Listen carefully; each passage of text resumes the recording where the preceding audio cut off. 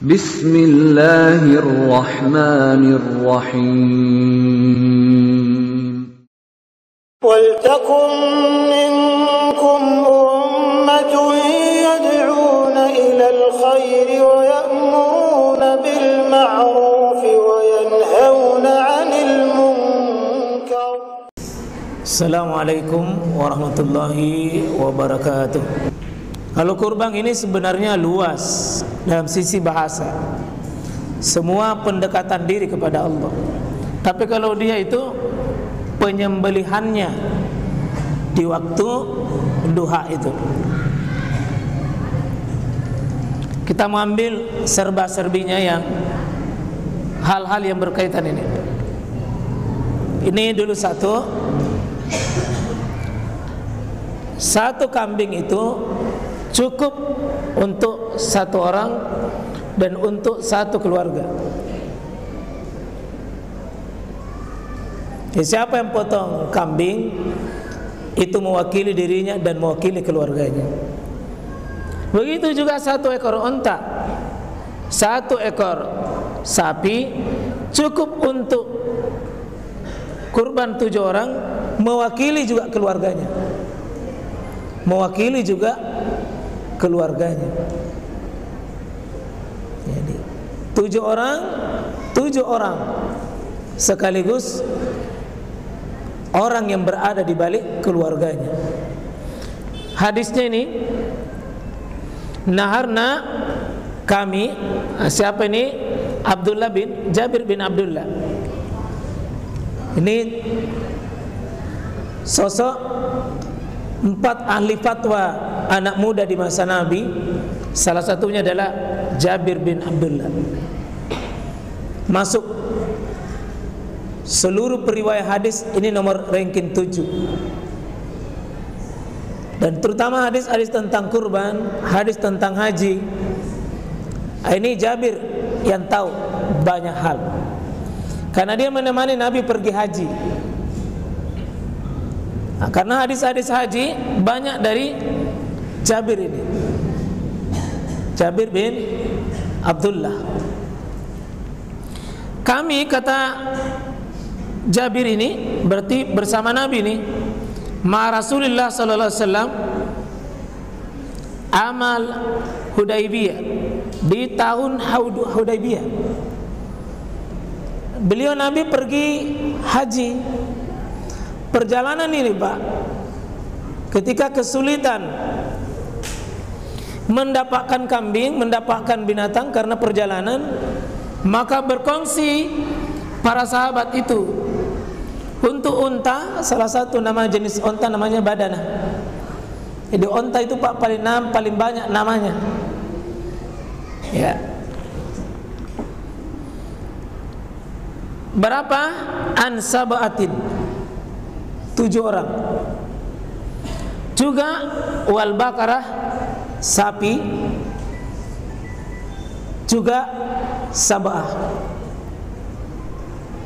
Jadi onta 7. Dalam riwayat lain onta itu bisa sampai 10.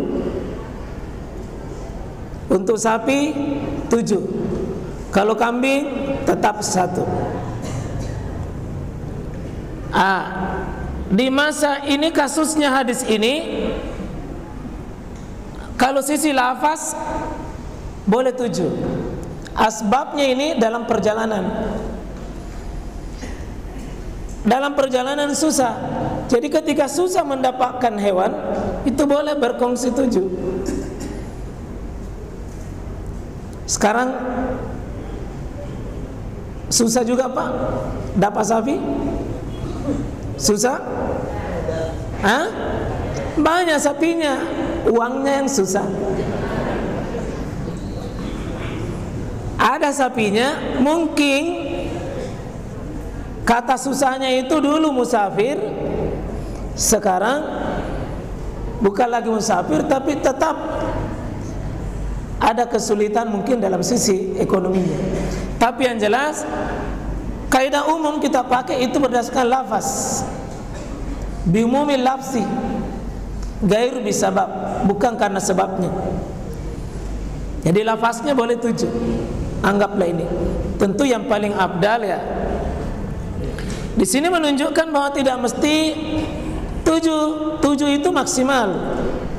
Boleh 6, boleh 5, boleh 4, boleh 3, maksimal 7. 1 tentunya paling terbaik. Disebutkan 7 berarti asalnya 1. Asal 1 sampai ke 7. Nah, berarti kalau memotong sapi 40 orang satu kelas, itu bukan kurban namanya. Gotong royong beli sapi. Seperti sebagian sekolah. Hadisnya sahih, Muslim, tidak perlu ragu ini. Tidak diperbolehkan menjual bagian apapun dari binatang kurban. Apapun dari binatang itu. Dagingnya, kulitnya, apapun dari bagian binatang itu tidak boleh dijual.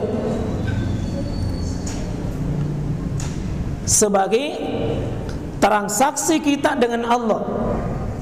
Adapun kalau sudah ditransaksikan dengan Allah, baru dipindahkan ke yang lain, itu boleh. Boleh. Contoh, bapak berkurban, seluruh dagingnya, seluruh kulitnya, seluruh isinya tidak boleh dijual. Kecuali kalau bapak sedekahkan, itu sedekahkan berarti sudah pindah namanya. Karena aslinya ini tidak boleh diambil keuntungan. Setelah pindah kepada orang itu sedekah, boleh dia jual karena bukan lagi kurban namanya. Itu sudah transaksinya transaksi sedekah. Contoh, ada orang yang dapat daging 4 kilo, dia orang miskin mau beli beras, boleh jual daging 3 kilo, beli beras. Karena yang dia jual bukan daging kurban, daging sedekah. Daging sedekah. Bisa dibedakan Pak ya? Orang yang berkurban punya kulit sapinya, tidak boleh dia jual. Tapi kalau dia sedekahkan ini kulitnya, lalu orang yang disedekahkan itu jual, boleh karena sedekah yang dia jual. Yang tidak boleh, saya punya daging kurban, ada kulitnya tidak boleh saya jual. Itu mesti saya sedekahkan, tidak boleh dijual, tapi mesti disedekahkan. Sedekahkan ini atau nanti dihibahkan, atau diwakafkan, atau dihadiahkan, boleh. Yang berkurban hadiahkan panitia boleh jual. Karena panitia bukan dia menjual kulit kurban, dia jual hadiah, dia jual sedekah, dia jual apapun namanya. Tidak boleh langsung. Tidak boleh langsung. Lanjut. Ini hadisnya. Man ba'a, siapa yang jual jildah, kulit, karena biasanya ini kulit yang dijual, maka ya jildah udhiyah ya, maksudnya kulit kurbannya itu. Nabi ancang fala, maka tidak ada udhiyatalah, tidak ada nilainya kurbannya itu. Tidak, maksudnya tidak diberi pahala, karena dia transaksinya berubah. Untuk udhiyah itu ibadah, ini bisnis, dia bisnis, maka cacat, tidak sampai. Begitu juga ibu, bapak kalau kita berkurban, misalnya bayar 1,8 ini serahkan mutlak sama Allah. Jangan tanya berapa didapat.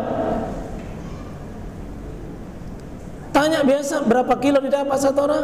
Ini mau menjual ini, berapa didapat satu orang? Jangan, serahkan penuh. Nanti panitia sebagai punya tugas kembalikan kepada yang berkurban sebagai bentuk haknya dia makan.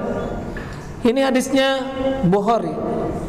Lebih kuat ini nomor 1 ini. Tadi Muslim nomor 2. Upah tukang jagal tidak boleh diambilkan dari binatang itu. Jadi upahnya tukang potong tidak boleh diambilkan dari binatang itu. Karena kalau upahnya diambilkan dari situ, itu artinya kita transaksi. Kalau diambilkan misalnya, ini uang dikumpul 1,8, dipotong. Operasional pelaksanaannya, katakanlah 5%. Keluarkan itu dulu. Atau ada yang mengatakan, potongan saya punya binatang, ambil mie kulitnya. Kalau ada perjanjian begini, upah namanya, Pak. Ambil mie kulitnya, atau ambil kepalanya, atau ku kasih kau daging sekian. Itu tidak boleh. Tapi kalau dikaji tukang potongnya bukan dari binatang itu boleh. Boleh. Apalagi mungkin ada binatang-binatang tertentu yang tidak sembarang orang bisa lakukan, Pak. Mungkin bisa diberikan ke ahlinya dan ini butuh pembayaran. Jangan diambilkan dari binatang itu. Ambilkan mungkin dari dana operasional pengelolaan.